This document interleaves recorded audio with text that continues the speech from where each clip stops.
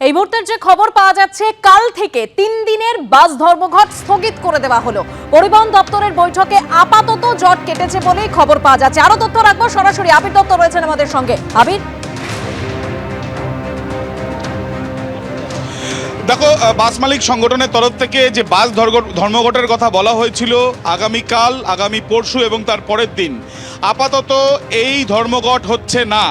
তার কারণ আমরা দাঁড়িয়ে আছি লালবাজারের সামনে। লালবাজারে কিছুক্ষণ আগে প্রায় 1.5 ঘন্টার বৈঠক হলো এবং সেই বৈঠকে 5টি বাস মালিক সংগঠনের প্রতিনিধি এবং তার সঙ্গে কলকাতা পুলিশের উচ্চতর আধিকারিকরা, নগরপাল সহ, এছাড়াও যেটা জানা যাচ্ছে যে রাজ্যের পরিবহন সচিব অর্থাৎ পরিবহন দপ্তরের আধিকারিকরাও ছিলেন।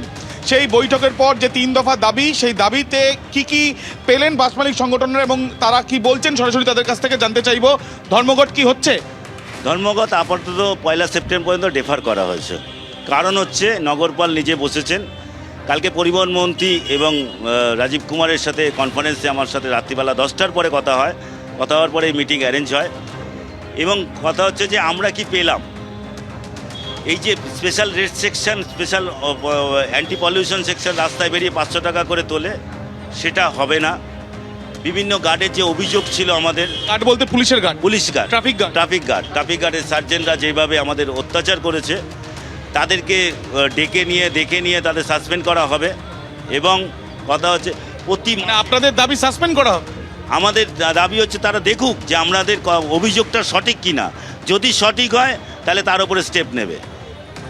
2 নম্বর, আগে আমাদের মাসে একটা করে মিটিং হতো অনলি ফর লালবাজার থেকে কলকাতা ডিসি ট্রাফিক।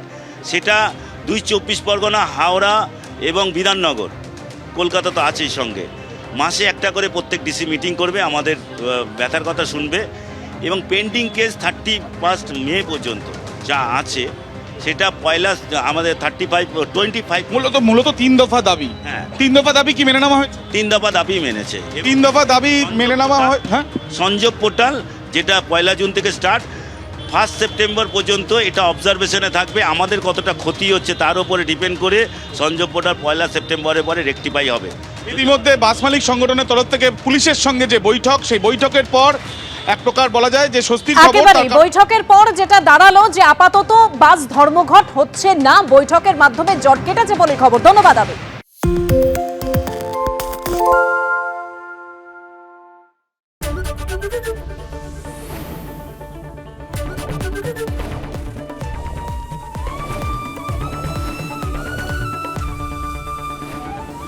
এবিপি আনন্দ, এগিয়ে থাকে, এগিয়ে রাখে।